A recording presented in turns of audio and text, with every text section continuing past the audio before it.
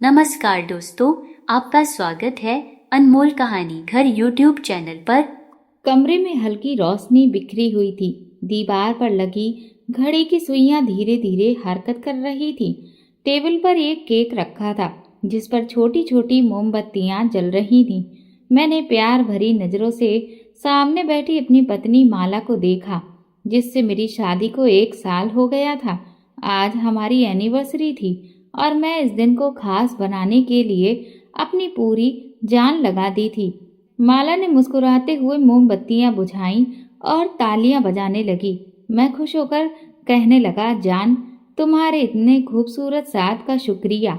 वो हंसी, उसकी वो हंसी जो मेरे दिल को हमेशा धड़का देती थी।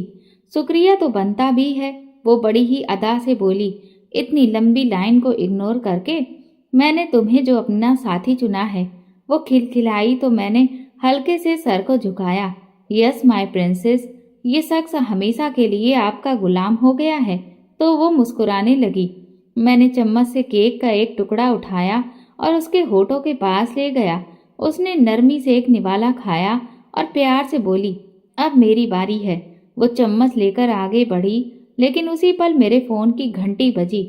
मैंने मोबाइल उठाया तो स्क्रीन पर मेरे पापा का नाम चमक रहा था। रात के इस वक्त उनका फोन आना कुछ अजीब सा लगा। मैंने जल्दी से कॉल रिसीव की। प्रणाम पापा, मैं बहुत ही खुशी भरे लहजे में कहा, लेकिन दूसरी तरफ से आने वाली आवाज ने मेरे चेहरे से सारी खुशी गायब कर दी। बेटा, मुझे अपने पास बुला लो, मैं अब और यहाँ नहीं रह सकता। मेरे पापा की आवाज कांप रही थी, जैसे वो बहुत देर से रो रहे हों। मेरी मुस्कुराहट एक पल में गायब हो गई। क्या बात है पापा, सब ठीक तो है? बेटा, तुम्हारी भाभी मुझे खाना भी खाने को नहीं देती है, और तुम्हारा भाई। मेरे पिता की सांसें तेज होने लगी, जैसे उनके लिए एक एक शब्द बोलना भी बहुत मुश्किल हो रहा था।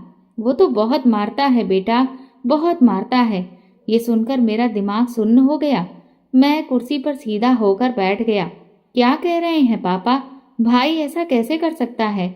बेटा, मैं सच कह रहा हूँ, मैं यहाँ अब एक और दिन भी नहीं रह सकता। तुम्हारे भाई ने मुझ पर हाथ उठाया है। मेरी तबीयत भी ठीक नहीं है। मुझे अपने पास बुला लो बेटा, अब मैं और ये जुल्म बर्दाश्त नहीं कर सकता। ये सुनते ही मेरे हाथ से चम्मच गिर गया और माला ने फौरन मेरा उतरा हुआ चेहरा देखकर परेशानी से पूछा कि क्या हुआ। मैंने नजरें उठाकर उसे देखा, फिर धीरे से कहा, पापा का फोन था। वो कह रहे हैं कि भाई और भाभी उन पर जुल्म कर रहे हैं। माला का चेहरा सख्त हो गया। तो तुमने क्या कहा? मैंने उलझन में मोबाइल को घूरा। अभी तो मैंने कुछ भी नहीं कहा, लेकिन अगर पापा वाकई मुश्किल में हैं तो मुझे कुछ करना होगा। माला ने हाथ आगे बढ़ाकर मोबाइल मुझसे छीन लिया और एक संजीदा लहजे में बोली, अकल से काम लो रजत, हम एक साथ खुश हैं, सुकून से रह रहे हैं। अगर तुमने अपने पापा को यहाँ बुला लिया तो सब कुछ बर्बाद हो जाएगा। तुम्हें नहीं मालूम कि ये बूढ़े लोग कितने जिद्दी होते हैं? लेकिन वो मेरे पापा हैं, मैंने जोर देकर कहा तो वो बोली, और मैं तुम्हारी बीवी हूँ। माला की आंखों में गुस्सा झलक रहा था। भूलो मत कि ये घर किसका है। अगर तुमने उन्हें यहाँ लाने के बारे में सोचा भी तो मैं ये घर छोड़ दूंगी। माला की बातों ने मुझे अंदर से तोड़ कर रख दिया। मैं एक पल के लिए बोल ही नहीं सका।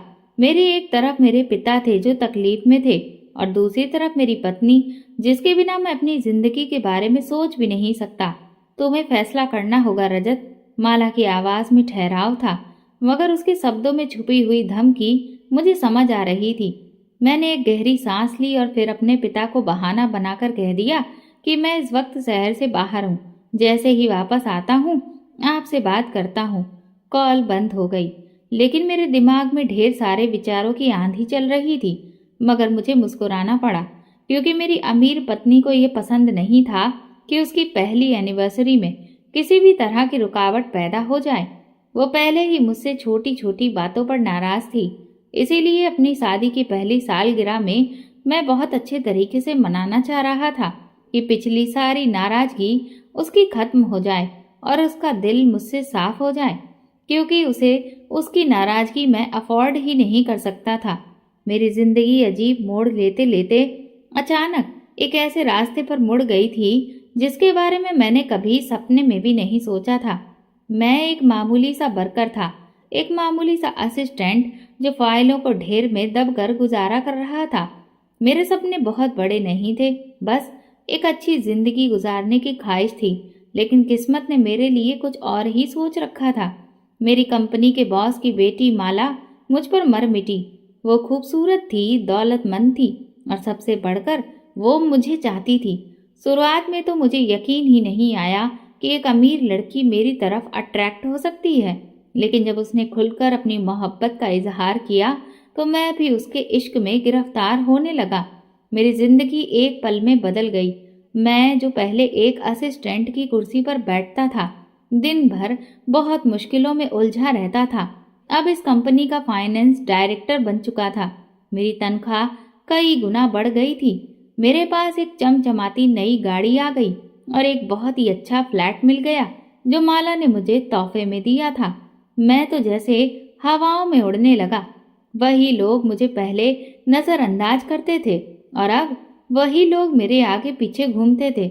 ऑफिस में मेरा एक रोब और दबदबा था। बाहर की दुनिया में मैं एक अमीर आदमी की तरह जिंदगी गुजारने लगा। फिर एक दिन माला ने मुझे प्रपोज कर दिया। मैं हैरान था और खुश भी था, शायद थोड़ा सा डरा हुआ भी, लेकिन मैंने फौरन हाँ कर दी। ये शादी मेरे लिए सपने के जैसी थी। मैं एक आम आदमी से एक बहुत ही दौलतमंद परिवार का दामाद बनने जा रहा था। शादी धूमधाम से हुई, हर तरफ खुशियां ही खुशियां थीं, लेकिन मुझे क्या मालूम था कि ये खुशी सिर्फ कुछ पल की थी। शादी की पहली रात ही माला ने साफ शब्दों में कह दिया था कि रजत, मुझे तुमसे मोहब्बत है, लेकिन मैं अपनी जिंदगी में किसी और की दखल अंदाजी बर्दाश्त नहीं कर सकती। हम अलग रहेंगे, किसी का कोई हक नहीं होगा कि हमारी जिंदगी में दखल दे, यहाँ तक कि तुम्हारे पिता का भी नहीं। मैंने उसकी बात को ज्यादा सीरियसली नहीं लिया। मुझे लगा कि वो बस अपनी आज़ादी बरकरार रखना चाहती है, लेकिन वक्त के साथ ये बात बहुत मजबूत बन गई जो मेरे वजूद को हिलाने लगी। सबसे बड़ा फैसला ये था कि मैं अपने पिता को कहाँ रखूं। मैं चाहता था कि वो मेरे साथ रहें, लेकिन माला ने दो टूक कह दिया कि मैं या फिर तुम्हारे पिता। अब मैं बेबस हो गया। मैंने चाहा कि कम से कम पिता को अपने करीब किसी अच्छी जगह पर रख दूं, लेकिन माला ने साफ इनकार कर दिया। मैंने मजबूर होकर उन्हें अपने बड़े भाई के पास भेज दिया। शादी के बाद मेरी जिंदगी इतनी बदली कि मैं खुद को पहचान ही नहीं पाया। माला एक खूबसूरत सपने की तरह थी, लेकिन हकीकत में वो एक ऐसी मल्लिका थी जिसके आगे मैं बस एक गुलाम था। मैं क्या पहनूंगा, किससे मिलूंगा, क्या खाऊंगा, बल्कि सच बताऊं कि मैं कितनी सांसें लूंगा, ये सब कुछ वो खुद तय करती थी और बदले में मुझे मनचाही ख्वाहिश को हासिल करने का मौका मिल जाता था। क्योंकि ये सौदा बुरा नहीं था, इसीलिए मैंने भी खामोशी से अपना वक्त गुजारने लगा। मुझे उसकी मोहब्बत पर कोई शक नहीं था, लेकिन ये मोहब्बत नहीं, कैद थी। मैं उसकी पसंद का खाना खाता, उसकी मर्जी के मुताबिक जिंदगी गुजारता। मेरी कोई अपनी राय, कोई अपनी ख्वाहिश नहीं रही थी। वक्त गुजरता गया और मैं इस तरह की जिंदगी का आदी होता गया। मेरे पिता कभी कभार फोन करते, लेकिन मैं बिजी होने का बहाना बनाकर ज्यादा बात नहीं कर पाता। मुझे मालूम था कि वो तकलीफ में है, लेकिन मैं कुछ नहीं कर सकता था। फिर एक दिन उनका फोन आ गया। वो मेरे पास आना चाहते थे क्योंकि वो बड़े भाई और भाभी के व्यवहार से बहुत परेशान थे, लेकिन यहाँ मेरी जिंदगी उलझ गई थी। उस वक्त तो मैं उनके आगे बहाना बना दिया। 2 दिन गुजर गए और मैंने पिता को दोबारा फोन नहीं किया, ना ही उन्होंने मुझसे कोई बात की। मैं चाहता था कि सब कुछ खुद ही ठीक हो जाए, लेकिन मेरा दिल बेचैन था। तीसरे दिन शाम के वक्त दरवाजे पर जोरदार दस्तक हुई। मैंने जब की होल से देखा तो सामने का मंजर देखकर मेरे पांव तले से जमीन निकल गई।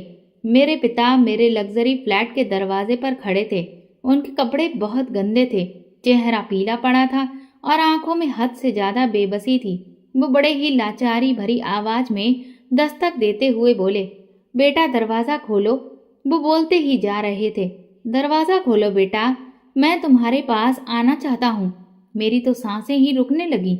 मेरे पिताजी को मैंने हमेशा मजबूत और सुकून में देखा था, आज वो टूटे हुए थे और बेसहारा लग रहे थे। मैंने दरवाजे के हैंडल पर हाथ रखा ही था कि तभी अचानक से माला तेजी से मेरे करीब आई और दरवाजे के हैंडल पर मेरे हाथ पर अपना हाथ रख दिया। उसका चेहरा सपाट था और चेहरे के एक्सप्रेशन बहुत ही रूखे थे। क्या हुआ? दरवाजे पर कौन है? पिताजी। मेरे मुंह से फंसी फंसी आवाज निकली तो वो एकदम गुस्से से बोली, ये यहाँ क्यों आए हैं रजत? उसकी आवाज बर्फ की तरह ठंडी थी। मैंने बेबसी से कहा, माला वो मेरे पिता हैं, कहाँ जाएंगे? वो जहाँ से आए हैं वहीं वापस चले जाएं। उसका लहजा जहर के जैसा था। मैं बोलना चाहता था कि मैं उनके लिए कुछ करना चाहता था, लेकिन मैं बेबस था। माला मेरे हर फैसले पर हावी थी। रजत, तुमने इनका कोई ठेका नहीं ले रखा था। तुम्हारे भाई और भाभी उन्हें अच्छे से रख सकते हैं और ये उनका फर्ज भी है। तुम हर महीने उन्हें पैसे भेज देते हो, ये काफी है। और दरवाजे से पीछे हट जाओ। थोड़ी देर के बाद वो खुद ब खुद यहाँ से चले जाएंगे। माला ने हुक्म सुनाते हुए अंदाज में कहा तो मेरे हाथ कांप रहे थे। मेरे सामने वो बाप था जिसने मुझे पालने के लिए अपनी खुशियां कुर्बान की और पीछे वो बीवी थी जिसने मुझे सब कुछ दिया, लेकिन मेरी मर्जी भी छीन ली।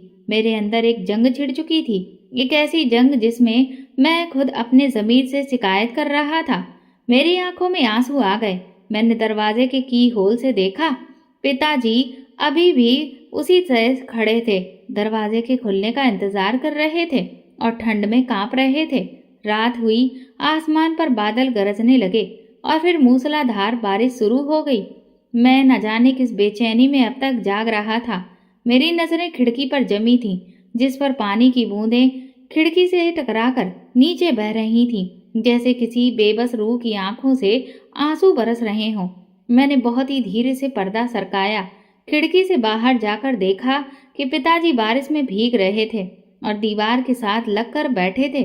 मैंने तुरंत खिड़की का पर्दा पहले जैसा कर दिया और लेटकर छत को घूरने लगा, मगर मेरे मन में सिर्फ एक ही नज़ारा घूम रहा था।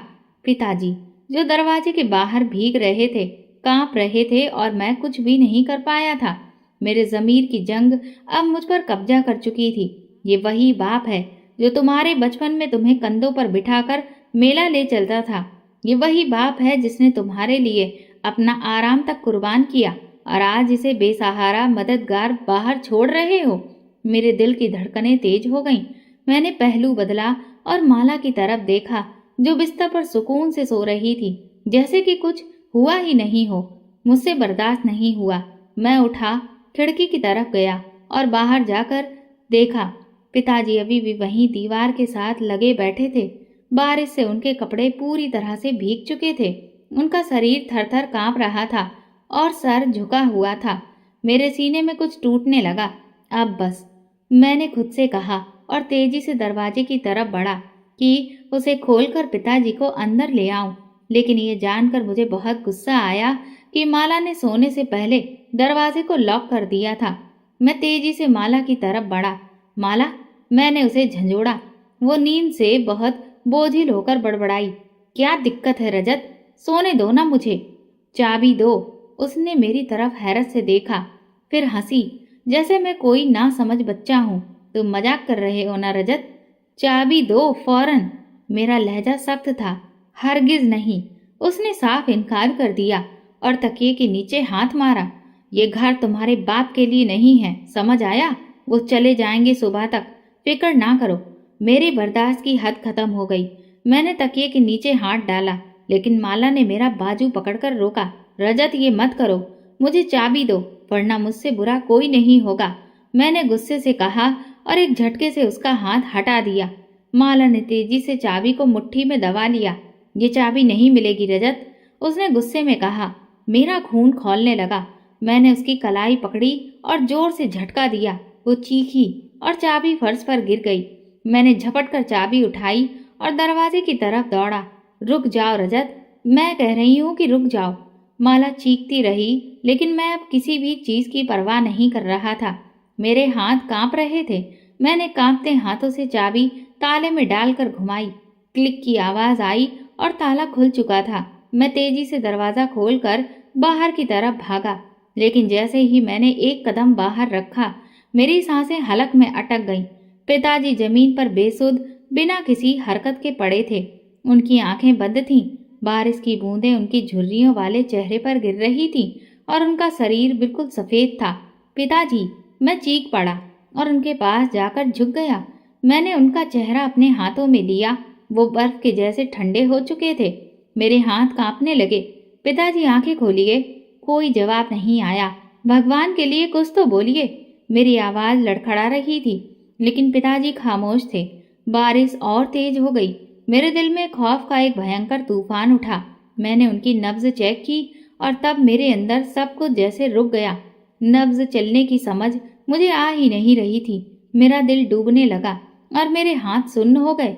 मैंने फौरन उनके सीने पर कान रखा, लेकिन कोई धड़कन भी सुनाई नहीं दे रही थी। नहीं, नहीं। मैं सर हिलाता पीछे हटने लगा। माला दरवाजे पर खड़ी थी। उसका चेहरा अजीब सा हो गया। हालांकि उसके चेहरे पर कोई खौफ नहीं था और ना कोई पछतावा। ये तुमने किया। मैं उस पर दहाड़ा। मैंने कुछ नहीं किया रजत। तुमने खुद फैसला किया था कि दरवाजा बंद रखोगे। मैं तो सिर्फ तुम्हें रोक रही थी। तुम्हारी कमजोरी की वजह से हुआ ये सब। अगर तुम मर्द होते तो मेरी नहीं सुनते। अब मुझे ब्लेम मत करो। उसका लहजा साफ था। मेरी आंखों में आंसू भर आए। मैंने अपने बाप के बेजान जिस्म को देखा जो बारिश में पड़ा था और अंदर ही अंदर मैं टूटने लगा। बारिश रुक चुकी थी, लेकिन मेरे दिल में जो तूफान उठा था वो थमने का नाम नहीं ले रहा था। पिताजी के बेजान जिस्म को देखकर मैंने जो मुश्किल महसूस की थी वो किसी की भी समझ से बाहर थी। मेरी आंखों से आंसू बहते जा रहे थे। मेरे कानों में पिताजी की बातें गूंज रही थीं। बेटा, मुझे अपने पास बुला लो। मैं अब और यहाँ नहीं रह सकता। मैंने उन्हें बुलाया नहीं, अंदर आने नहीं दिया, उन्हें बाहर भीगने दिया और अब वो मुझे हमेशा के लिए छोड़कर जा रहे थे। पिताजी, मैंने उन्हें पूरे दिल से पुकारा और फिर रोने लगा। मैं उन्हें बार बार हिला रहा था, जैसे कि अभी भी किसी उम्मीद में हूँ। उसी पल मेरे अंदर के बेबस बेटे ने हाथ जोड़कर भगवान से प्रार्थना की, मेरे पिताजी को कुछ मत होने देना भगवान। तभी दरवाजे पर खड़े पड़ोसी ने मेरी मदद की और हम पिताजी को फौरन अस्पताल ले गए। रास्ते भर मेरी सांसें अटकी हुई थीं। मेरा दिमाग कुछ सोचने के काबिल ही नहीं था। बस बार बार मैं कुछ बातें ही दोहरा रहा था कि मेरे पिताजी को कुछ भी ना हो। अस्पताल पहुंचते ही डॉक्टर ने पिताजी को इमरजेंसी में दाखिल कर लिया। मैं बाहर बेबसी से बैठा उनका इंतजार कर रहा था। जब डॉक्टर बाहर आया तो मेरी तरफ संजीदा नजरों से देखा। आप अपने पिता से फौरन मिलिए, लेकिन हम कुछ कह नहीं सकते। अगले 24 घंटे बहुत जरूरी हैं। मेरा दिल जैसे किसी ने मुट्ठी में जकड़ लिया। मैं लड़खड़ाती टांगों से पिता के पास पहुंचा। वो निडाल पड़े थे। उनकी आंखें आधी खुली थीं, जैसे वो बहुत ज्यादा थके हुए हैं। मैंने उनका हाथ थामा। उनका हाथ अभी भी ठंडे थे। पिताजी, मैं यहाँ हूँ। आप फिक्र ना करिए, आप बिल्कुल ठीक हो जाएंगे। मेरी आवाज भर आई। पिताजी ने मेरी तरफ देखा और एक छोटी सी मुस्कुराहट उनके होठों पर आई। फिर उन्होंने धीरे से आंखें बंद कर ली। मैं सख्त खड़ा था, जैसे सांस लेना भी भूल गया हूँ। अगले 24 घंटे किसी कयामत से कम नहीं थे। मैं अस्पताल में रुका। माला को फोन पर जानकारी दी तो उसका रवैया बिल्कुल ठंडा था। तुम तो हॉस्पिटल के ही होकर रह गए हो। ऑफिस का इतना सारा काम पड़ा है और तुम्हें जरा भी ख्याल नहीं। उसके ये शब्द मेरे दिल पर अंगारों की तरह बरसे थे, लेकिन मैं उस वक्त उससे उलझने की हालत में नहीं था। भगवान का ऐसा रहम हुआ कि पिताजी बच गए। जैसे ही डॉक्टर ने मुझे ये खुशखबरी सुनाई, मैं तो भगवान के आगे झुक गया। मेरी आंखों से आंसू बहने लगे, लेकिन इस बार ये खुशी के आंसू थे। पिताजी को अस्पताल से डिस्चार्ज कर दिया गया, लेकिन वो बहुत कमजोर हो चुके थे। अब उन्हें घर ले जाना एक इम्तिहान से कम नहीं था। मुझे मालूम था कि माला के तेवर सख्त होंगे, लेकिन मैंने फैसला कर लिया था कि पिताजी मेरे साथ ही रहेंगे, चाहे कुछ भी हो जाए। मैं जिस वक्त अस्पताल से निकला, बहुत तेज तूफान के साथ तेज बारिश शुरू हो चुकी थी, लेकिन एक तूफान मेरे सीने के अंदर भी तबाही मचा रहा था। मुझे इस बात का बहुत अफसोस था कि पिताजी पूरा 1 हफ्ता हॉस्पिटल में भर्ती रहे, लेकिन माला 1 घंटे के लिए भी उन्हें देखने के लिए अस्पताल नहीं आई। उसे इस बात का भी एहसास नहीं हुआ कि ये मेरे पिता हैं और बीमार हैं। अगर वो हेल्दी होते तो वो बात अलग थी, लेकिन बीमारी की हालत में भी उसका दिल नहीं पसीजा। किस किस्म की औरत है, क्या अमीरों के सीने में दिल नहीं होता? मैं माला के इस रवैये पर बहुत परेशान था। पिताजी को घर ले जाते हुए मुझे दोहरी परेशानी थी। एक तो पिताजी की बीमारी में उन्हें बहुत देखभाल की जरूरत थी, जबकि दूसरी तरफ माला का मूड था जो पल पल बदलता था, और अब तो पिताजी की मौजूदगी में न जाने उसका रवैया कैसा होता। इसी बात ने मेरा दिल खौफजदा करके रख दिया था। मैंने तो पिताजी के सामने माला की बहुत तारीफ की थी और उन्हें बताया था कि मैं ये शादी करके बहुत खुश हूँ। अब अगर उन्हें अंदर की सच्चाई का पता चलेगा तो वो मुझ पर ही हंसेंगे कि कौआ चला हंस की चाल, अपनी चाल भी भूल गया। और मैं पिताजी के सामने शर्मिंदा नहीं होना चाहता था, क्योंकि बचपन से ही उन्होंने मुझे नहीं बल्कि बड़े भैया को ज्यादा महत्व दिया था। उनके मुकाबले में मुझे हमेशा टोका जाता था। पिताजी की बात हमेशा इसी बात पर आकर खत्म होती थी कि तुम्हें कुछ समझ नहीं है। मेरे मुकाबले में बड़े भाई ने पढ़ाई लिखाई में ज्यादा अच्छे नंबर पाए थे, उनकी जॉब भी जल्दी लग गई थी और फिर परिवार में उनकी मर्जी से शादी भी हो गई। तो मैं अंदर ही अंदर अपने भाई से कंपटीशन करने लगा कि कम से कम उनके जितना ना सही, लेकिन उनसे कम भी नहीं रहूंगा। इसीलिए पढ़ाई पूरी करते ही मैं जॉब ढूंढने लगा। जब माला की सूरत में मुझे एक एटीएम कार्ड नजर आया तो मैंने उसे तुरंत अपनाने में जरा भी हिचकिचाहट नहीं की, क्योंकि मुझे हर हाल में अपने भाई के मुकाबले में खुद को साबित करना था और उसके लिए मुझे अपनी आज़ादी की सबसे बड़ी कीमत अदा करनी पड़ी। लेकिन मुझे कोई पछतावा नहीं था, क्योंकि जब मैं उस घर के सामने अपनी बड़ी सी गाड़ी खड़ी करता तो मेरे अंदर ही अंदर एक अजीब सा सुकून और गुरूर उतरता।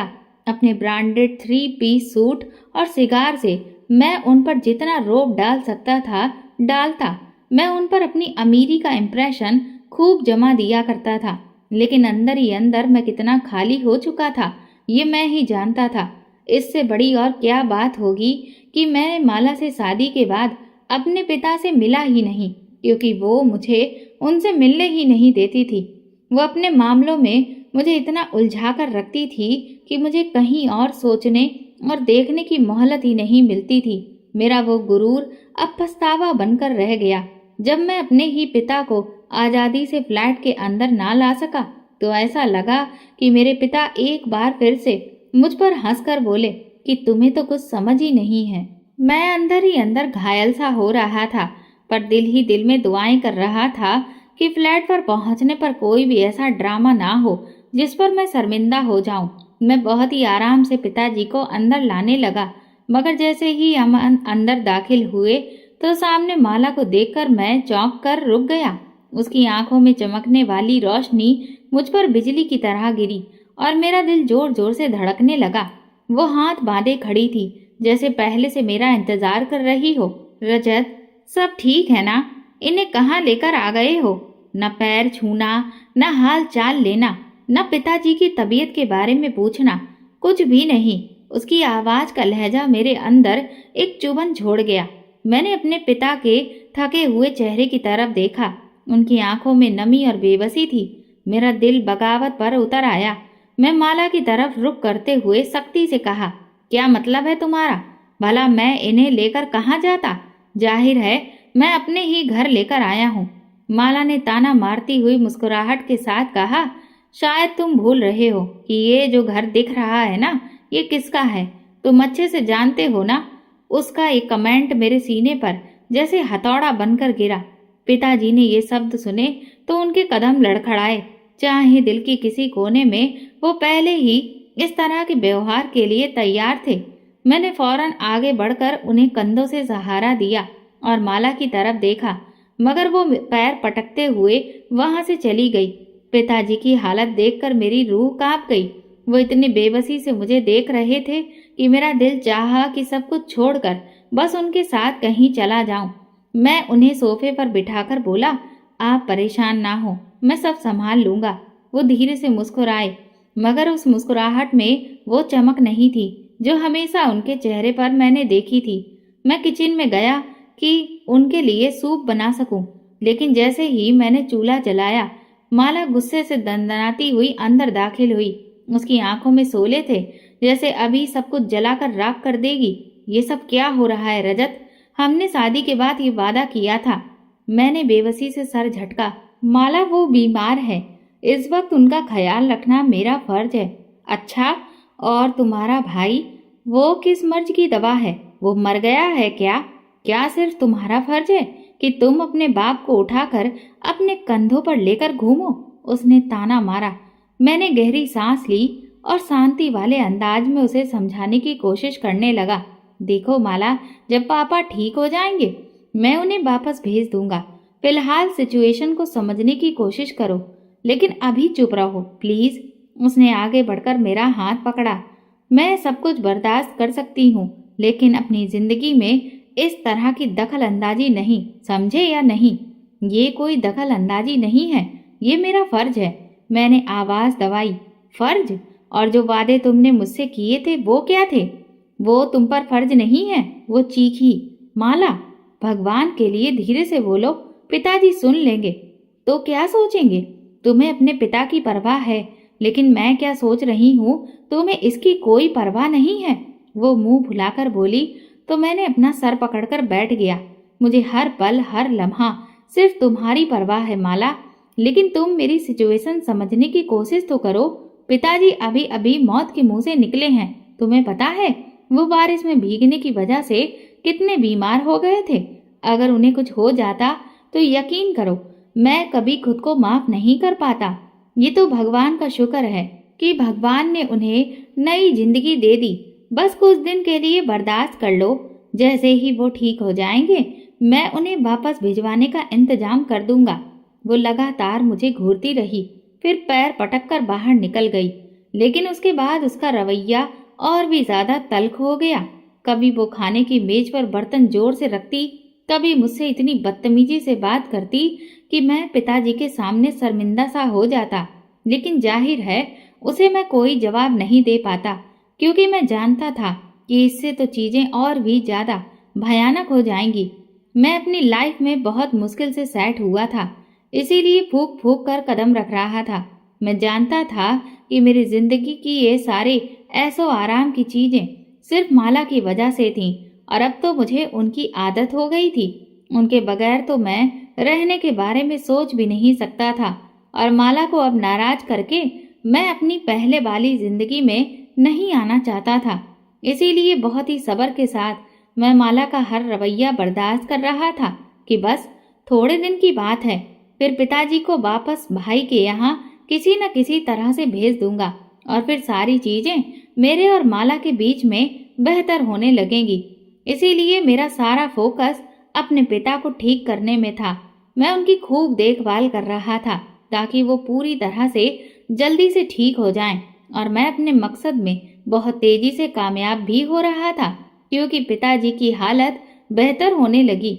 मगर जैसे ही वो थोड़ा संभले, माला ने मुझ पर और ज्यादा दबाव डालना शुरू कर दिया था। अब तुम्हारे पिता की तबीयत काफी बेहतर हो चुकी है, तुम अपने भाई को क्यों नहीं कहते कि वो जाकर इनको ले जाएं? तो मैंने उसे धीरे से कहा कि वो वहीं से तो आ रहे हैं। अगर उसे इतना ख्याल होता तो कम से कम उनके आने के बाद एक फोन करके पिता की खैरियत तो मालूम कर लेता। आप तक जब तक पिताजी पूरी तरह से ठीक नहीं हो जाते, मैं उन्हें दोबारा से उस नर्क में कैसे भेजूं? तो क्या सारा फर्ज तुम्हारा ही है? वो बहुत ही गर्म लहजे में बोली। कैसा भाई है तुम्हारा? आखिर कब उसे ख्याल आएगा कि वो अपने बाप को यहाँ से लेकर जाए? वो रोज मुझे बातें सुनाती जैसे मेरे सब्र का इम्तिहान ले रही हो। इसीलिए एक दिन मैंने तंग आकर भाई को फोन किया, और अगले दिन भाई भाभी के साथ आ गया। मैंने सुकून की सांस ली, मगर भाभी का अंदाज देखकर मुझे ये पता चल गया कि वो पिताजी को साथ ले जाने के मूड में नहीं है। भाई खामोश बैठा रहा, मगर माला के चेहरे पर जहर उतर रहा था। मैं भाई के खाने पीने का इंतजाम करना चाहता था, लेकिन माला ने सिर्फ चाय और बिस्किट रखे तो मैं खामोश हो गया। मैं भाई और भाभी आपस में बातें किए जा रहे थे कि तभी माला ने ताना मारते हुए पूछा, वैसे आप दोनों पिताजी को लेने आए हो या फिर बस खाली उनका हाल चाल पूछने आए हो? मेरी भाभी तो माला से भी 2 हाथ आगे की चीज थी। वो एकदम तेजी से बोली, क्या मतलब है तुम्हारा? मतलब बहुत साफ है, माला ने हाथ बांधकर कहा। आप लोगों ने पिताजी को यहाँ छोड़ दिया और आराम से अपने घर में बैठ गए, लेकिन हमारी भी कोई जिंदगी है। हमने कभी नहीं कहा था कि पिताजी को अपने पास रखो। भाभी का लहजा तेज हो गया। हमने नहीं रखा, वो खुद आए हैं, माला तड़प कर बोली। तो भाभी का लहजा उसके जैसा हो गया। हाँ तो अगर आ गए हैं तो थोड़ी सेवा तुम लोग भी कर लो, क्या बुराई है? हमने भी तो सेवा की है ना। हॉस्पिटल के सारे बिल हमने ही चुकाए हैं, और ये हजारों में नहीं बल्कि लाखों में हैं। आप लोगों ने तो इसमें कोई भी शेयर नहीं किया, सब कुछ मेरी कंपनी ने पे किया है। अगर तुम्हारी कंपनी ने पे किया है तो इसमें हम क्या करें? जाहिर है बाप जिस घर में होता है वहीं पर इलाज और खर्चा भी करवाया जाता है। जब तक पिताजी हमारे घर में थे हमने खूब इलाज करवाया और खर्चा किया, लेकिन कभी तुम लोगों को जताया नहीं। कमाल है, थोड़े से पैसे क्या लगा दिए, फौरन ही जताने बैठ गई हो। मैं जता नहीं रही, बस अब मैं ये बताने की कोशिश कर रही हूँ कि अब आप अपनी जिम्मेदारियां संभालें और उनकी देखभाल करें। जाहिर है हमें ऑफिस जाना होता है, जबकि आप तो घर में ही बैठी रहती हैं। आपके लिए तो कोई भी मुश्किल नहीं है। इस बात पर भाभी एकदम गुस्से से बोली, पिताजी इतने बीमार हैं, उन्हें अच्छे इलाज की जरूरत है। हम अभी पिताजी को रखने की पोजीशन में नहीं हैं, तो क्या हम लोग पोजीशन में हैं? माला की आवाज और ऊंची हो गई। रजत के पास दौलत आ गई है तो क्या अब ये सबकी जिम्मेदारी उठाएंगे? मेरे बर्दाश्त की हद खत्म हो गई थी। बस करो माला, मैंने सख्त लहजे में कहा। क्यों, क्या गलत कहा मैंने? तुम मुझे खुद बताओ। ये इतने दिन हॉस्पिटल में रहे, तुम्हारे भाई ने आकर पता किया इनका? अब भी तुम्हारे बुलाने पर आए हैं? ये वो चीखी। माला अब बस कर दो, मेरे ख्याल से तुम काफी सारी बातें कह चुकी हो। भाई और भाभी खामोश थे और पिताजी का चेहरा सफेद पड़ गया था। बेटा रजत तुम चुप रहो, लड़ो मत। वैसे भी अब तुम्हारे बड़े भाई की तरफ ही मुझे जाना है। मेरा दिल जैसे मुट्ठी में जकड़ लिया गया। मैंने पिताजी की तरफ देखा, वो इतने बेबस लग रहे थे कि मेरी आंखें भीग गईं। मैं सोचने लगा कि ऐसी अमीरी का क्या फायदा अगर मैं अपने पिता की सेवा भी ना कर सकूं। मैंने माला को बेबसी से देखा, जिसे मेरी इज्जत की जरा भी लाज नहीं रखी थी।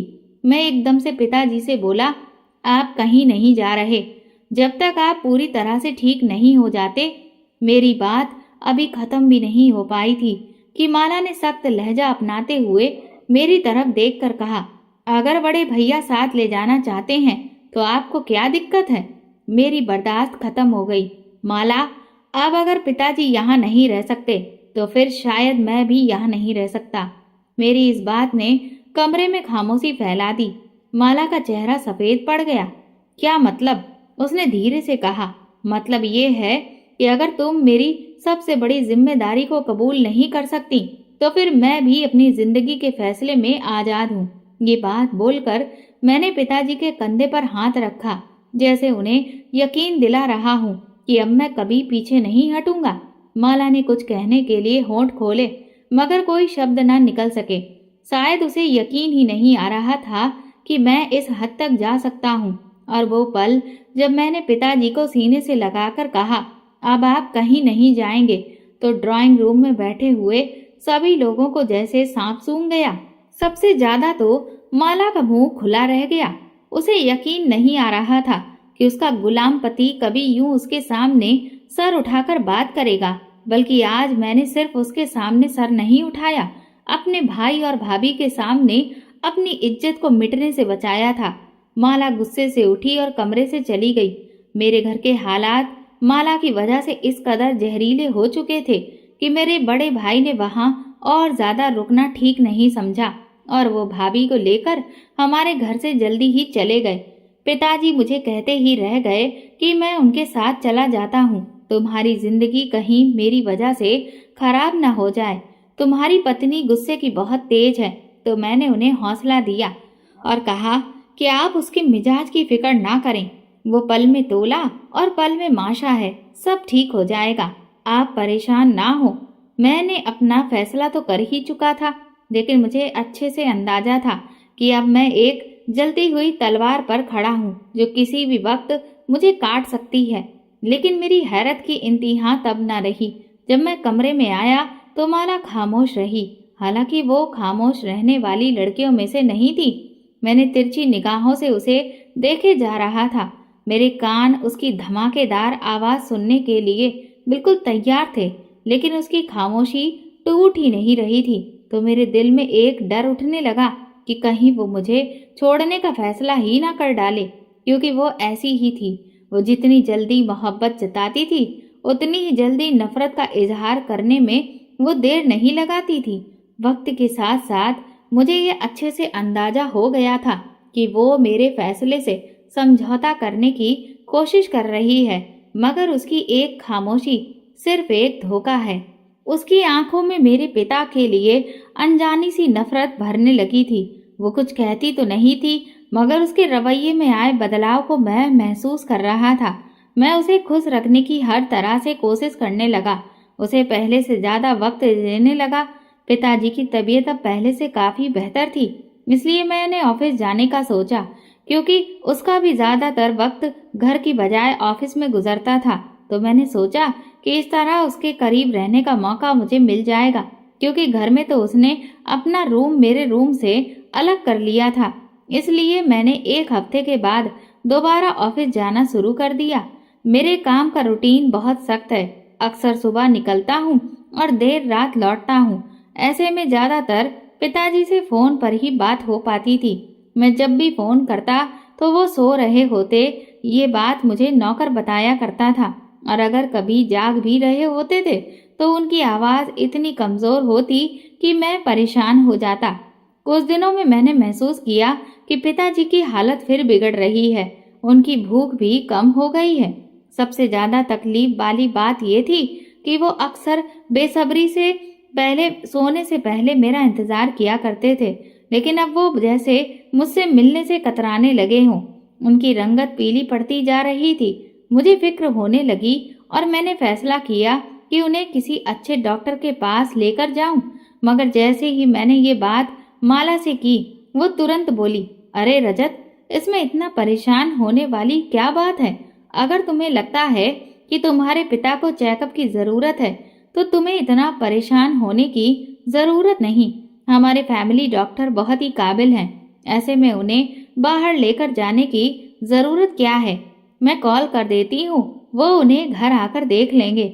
मैं उसकी बात सुनकर बहुत हैरान हुआ और मुझे इस बात की खुशी भी हुई कि वो मेरे पिता के लिए फिक्रमंद हुई है। इसलिए मैंने खुशी से उसके कंधे पर हाथ रखते हुए कहा, जैसे मेरी प्रिंसेस की खुशी, मैं ये मामला तुम्हारे हाथ में देता हूँ और मुझे यकीन है कि तुम इस मामले को अच्छे से सुलझा लोगी। तो वो मेरी बात सुनकर मुस्कुरा दी और फिर वाकई उसने मेरे सामने खड़े खड़े जब डॉक्टर को कॉल करके सारी बात बताई तो मुझे माला पर बेपनाह प्यार आया। वो इतने अच्छे से डॉक्टर को पिताजी की तबीयत के बारे में बता रही थी कि मैं दंग रह गया। आधे घंटे के अंदर अंदर डॉक्टर पिताजी के पास आया और उनका चेकअप किया और फिर हल्की सी मुस्कुराहट के साथ कहा, अंकल बिल्कुल ठीक है। जाहिर सी बात है, इतनी बड़ी बीमारी उन्हें जकड़े हुए थी तो कमजोरी तो आएगी ही, और ये कोई इतनी बड़ी बात नहीं है। मैं कुछ ताकत की दवाइयाँ लिख देता हूँ, वो आप इन्हें वक्त पर पिला दिया करें तो ये जल्दी ही ठीक हो जाएंगे। डॉक्टर की बात सुनकर मैं काफी निश्चिंत हो गया और फौरन ही मैंने डॉक्टर की लिखी हुई दवाइयों को मंगवा लिया। लेकिन पिताजी की सेहत तो दिन ब दिन गिरती ही चली जा रही थी। अब वो बिल्कुल शांत रहने लगे थे। मैं उनकी हेल्थ की वजह से बहुत परेशान रहने लगा था। समझ ही नहीं आ रहा था कि आखिर करूं तो क्या करूं। डॉक्टर भी आए दिन आकर उनका चेकअप करता और मुझे तसल्ली देता, लेकिन मेरा दिल बेचैन रहने लगा। तो मैंने माला से कहा कि मैं उन्हें एक बार अस्पताल ले चलता हूँ। तो वो मेरी बात सुनकर एकदम से फट पड़ी और बोली, आखिर तुम चाहते क्या हो? इतने बड़े डॉक्टर तुम्हारे पिताजी को आकर देख रहे हैं और तुम्हें यकीन नहीं आ रहा? बाहर क्या डॉक्टर हमारे फैमिली डॉक्टर से ज्यादा लायक है? तो मैंने उसकी बात सुनकर खामोश हो गया, लेकिन मैं अंदर ही अंदर बहुत परेशान हो रहा था। मेरे दिल में कुछ ऐसा था जो खटक रहा था। पिताजी की हालत बहुत खराब होने लगी और हर बार जब मैं किसी अच्छे अस्पताल में उन्हें ले जाने के लिए कहता तो माला इस डॉक्टर को बुला लेती जो वही पुरानी बात दोहरा देता। एक दिन मेरी कजिन प्रिया पिताजी को देखने के लिए हमारे घर आई। प्रिया मेरे मामा की बेटी थी जो मुझसे बहुत प्यार करती थी, जिसे मैं भी पसंद करता था, मगर माला की वजह से मैंने उसे छोड़ दिया। अगर हमारे बीच माला ना होती तो शायद मेरी पहली पसंद प्रिया ही होती। प्रिया अब तक कुंवारी थी, शायद मेरे लिए उम्मीद रखे हुए थी। जाने कि मुझे अंदर ही अंदर उसके लिए पछतावा होने लगा। वो अभी वैसे ही थी, बिल्कुल खामोश आंखों से बोलती हुई। उसने जब पिताजी को देखा तो तुरंत चौंक गई। रजत, इनकी हालत तो बहुत खराब लग रही है, इन्हें फौरन अस्पताल लेकर जाओ। तो मैंने उसे बताया कि हमारा फैमिली डॉक्टर पिताजी का चेकअप करता रहता है। वो कहता है कि बीमारी और बुढ़ापे की वजह से उनकी ये हालत है। इस पर प्रिया ने इनकार में सिर हिलाते हुए कहा, किसी और डॉक्टर को दिखाने में आखिर बुराई क्या है? जब इन दवाइयों से कोई फर्क नहीं पड़ रहा है तो बेहतर है कि दवाइयाँ चेंज कर ली जाएं और किसी और डॉक्टर को दिखा दिया जाए। तो मैं उसकी बात मानी, क्योंकि मेरे दिल में भी तो मैं यही चाहता था कि पिताजी को किसी और डॉक्टर को दिखा देना चाहिए। लेकिन माला की वजह से मैं अपने फैसले पर अमल नहीं कर पा रहा था। लेकिन खुशकिस्मती से उस दिन माला घर पर नहीं थी, इसलिए मैंने मौका देखकर पिताजी को तुरंत ही अस्पताल लेकर गया। चेकअप के बाद डॉक्टर ने जो रिपोर्ट मेरे हाथ में थमाई वो पढ़कर मेरे पैरों तले से जमीन निकल गई। उन्हें धीरे धीरे जहर दिया जा रहा था, इसीलिए उनकी ये हालत हो रही थी। मेरे दिमाग में जैसे धमाका हुआ।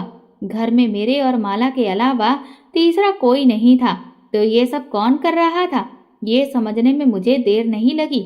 इसका मतलब ये है कि माला मेरे कमजोर पिता को मारना चाहती थी। ये ख्याल आते ही मेरे शरीर में खून खौलने लगा।